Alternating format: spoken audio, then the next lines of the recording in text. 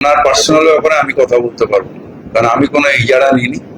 আমার কেএমসি রুলসটা বলার দরকার ছিল, আপনাদের জানিয়ে দিই। এর সাথে আমার কোনো সম্পর্ক নেই, আমার জানাও নেই। কতগুলি আছে সেখানে কোনো নোটিশ গেছে কি যায়নি, এগুলো আমাদের দুজনের কারোর পক্ষে জানা সম্ভব নয়। কলকাতা পুরসভার স্ক্যানারে অভিষেক বন্দ্যোপাধ্যায় বেআইনি নির্মাণের অভিযোগে তাকে নোটিশ ধরানো হয়েছে। অভিযোগ উঠছে আইনকে বুড়ো আঙুল দেখিয়ে নাকি শান্তিনিকেতনের বেশ কয়েকটি নির্মাণ করা হয়েছে। এই বিষয়ে যথাযথ উত্তর না পেলে অবৈধ নির্মাণ পুরসভা ভেঙে দিতে পারেও বলে খবর। জানিয়ে তোলপাড় রাজ্য রাজনীতি। প্রশ্ন উঠছে ফিরহাদ হাকিমের ভূমিকা নিয়ে। আরজিকর কাণ্ড থেকে শুরু করে জেলায় জেলায় দলের প্রথম সারির নেতাদের ধরপাকড়ের ধাক্কা তো ছিল, কিন্তু সবকিছুকে ছাপিয়ে তৃণমূল কংগ্রেসের অন্দরে সবচেয়ে বড় অস্বস্তি তৈরি করেছে খোদ অভিষেক বন্দ্যোপাধ্যায়ের সম্পত্তিতে কলকাতা পুরসভার পাঠানো demolition notice. Leaps and Bounds company এবং অভিষেক বন্দ্যোপাধ্যায়ের বাবা মায়ের নামে থাকা কলকাতার মোট 17টি ঠিকানায় বেআইনি নির্মাণ ভাঙার এই সরকারি নোটিশকে কেন্দ্র করে তৃণমূলের ভেতরের চোরা স্রোত ও অস্বস্তি এখন চরমে। তা দলের শীর্ষ নেতাদের বক্তব্যেই দিনের আলোর মতো স্পষ্ট হয়ে উঠেছে। আর সেই চোরা স্রোতকেই আরও একটু বাড়িয়ে দিল কলকাতা পুরসভার মেয়র ফিরহাদ হাকিমের মন্তব্য। প্রশ্ন উঠছে ফিরহাদ হাকিমের ভূমিকা নিয়ে, যদিও দায়ী এড়িয়ে গেলেন তিনি। অভিষেক বন্দ্যোপাধ্যায়ের সম্পত্তি সংক্রান্ত এই চরম স্পর্শকাতর ইস্যুতে মেয়র ফিরহাদ হাকিম এক প্রকার হাত ধুয়ে ফেলার স্টাইলে স্পষ্ট করে বলেন এই বিষয়ে তার কিছুই জানা নেই। কেএমসি অ্যাক্টে তারা শুধুই পলিসি মেকার। এই নোটিশ সংক্রান্ত প্রশাসনিক রোজনামচার বিষয়ে তার কাছে কোনো খবর নেই।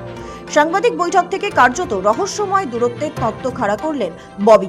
ব্যাপারের সাথে আমার কোনো নলেজ নেই আর থাকার কথাও না।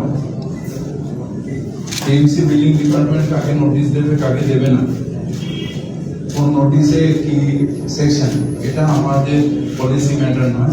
আর এটার সাথে আমার থাকা আমার এখতিয়ারের মধ্যে নেই। আর আমি এই ব্যাপারে কোনো ওয়াকিবহল নেই। এই পুরো ঘটনাটাই আমার কোনো ওয়াকিবহল নেই বা আমার কোনো জানা নেই।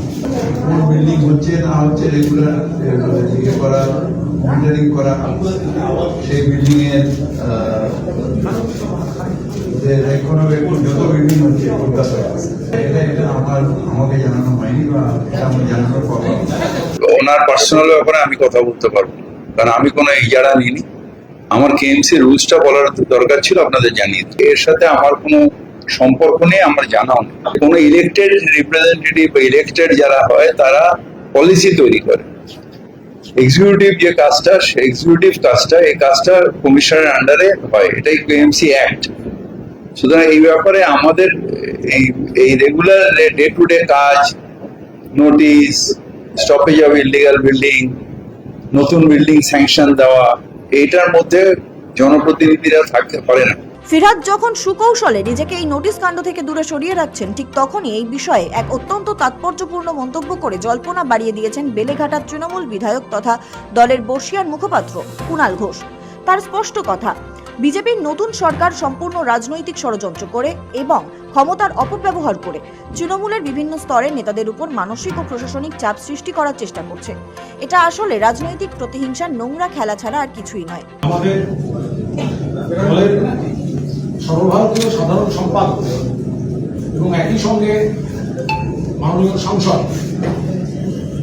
অভিষেক বন্দ্যোপাধ্যায় এবং তাকে জড়িয়ে কিছু প্রচার চলছে এবং তার সঙ্গে আরো কয়েকজন লিডারকে জড়িয়ে নেওয়ার একটা চেষ্টা।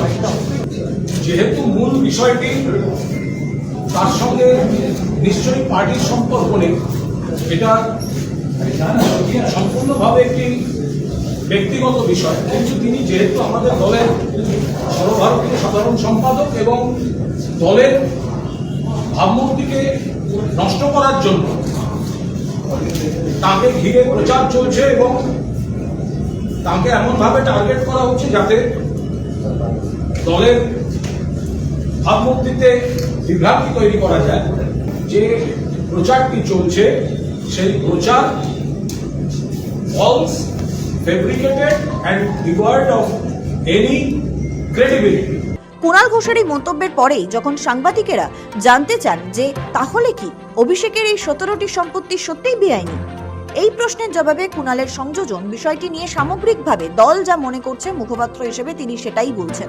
তবে কার বাড়িতে নোটিশ গেছে, ঠিক কটা নোটিশ গেছে, কিংবা কলকাতায় তার আসলে কটি সম্পত্তি রয়েছে, এই সমস্ত খুঁটিনাটির ব্যাপারে একমাত্র অভিষেক নিজেই বলতে পারবেন, অথবা তার নিযুক্ত আইনজীবী ভালো বলতে পারবেন, যাকে কেন্দ্র করে এত কথা উঠছে। তিনি একটা পার্ট তার যেটুকু বলার সেটুকু বলতে পেরেছেন। আমি দলের মুখপাত্র হিসাবে আমার দলের যা যা অবস্থান এবং আমরা যেটা মনে করছি আমরা সেটা বলেছি। এবার কার কতগুলি আছে, সেখানে কোনো নোটিশ গেছে কি যায়নি, এগুলো আমাদের দুজনের কারোর পক্ষে জানা সম্ভব নয়। যাকে কেন্দ্র করে তিনি বা তার কোনো আইনজীবী বলতে পারবেন। তাৎপর্যপূর্ণ বিষয় হলো কুণাল ঘোষের এই মন্তব্যের পর আর বুঝতে কারো বাকি নেই যে বাইরে থেকে বিজেপির নতুন সরকারকে প্রতিহিংসা পরায়ণ বলে আক্রমণ করলেও ভেতরে ভেতরে এই নোটিশের আইনি বলটি প্রকারান্তরে খোদ অভিষেক বন্দ্যোপাধ্যায়ের কোর্টেই ঠেলে দিলেন দলের নেতারা। যদিও এই বিষয়ে চরম ক্ষুব্ধ খোদ মমতা বন্দ্যোপাধ্যায়। পুরসভার মেয়র পরিষদ এবং মেয়রকে নিয়ে বৈঠকে বসেন প্রাক্তন মুখ্যমন্ত্রী। সেই বৈঠকে অভিষেকের বাড়িতে নোটিশ পাঠানো নিয়ে তিনি ক্ষোভ প্রকাশ করেন। খোদ মেয়র ফিরাদের কাছে তিনি জানতে চান এই নোটিশ কিভাবে এবং কেন পাঠানো হলো।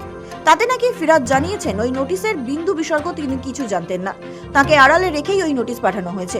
আর এখানেই প্রশ্ন উঠছে, পুরসভা একজন সাংসদকে নোটিশ পাঠিয়েছে, সেটা পুরপ্রধানই জানেন না, নাকি সুকৌশলে বিষয়টি এড়িয়ে যাচ্ছেন। অন্তত বুধবার ফিরাদ হাকিম যেভাবে অভিষেক বন্দ্যোপাধ্যায়ের সম্পত্তির বিষয়ে মন্তব্য করা থেকে বিরত থাকলেন, তাতে অনেকেই বলছেন এই ইস্যুতে ক্রমশ নিজেদের সরিয়ে নিচ্ছেন তৃণমূল শীর্ষ নেতৃত্বরা। শফিক সান্যালের রিপোর্ট, সময়, কলকাতা।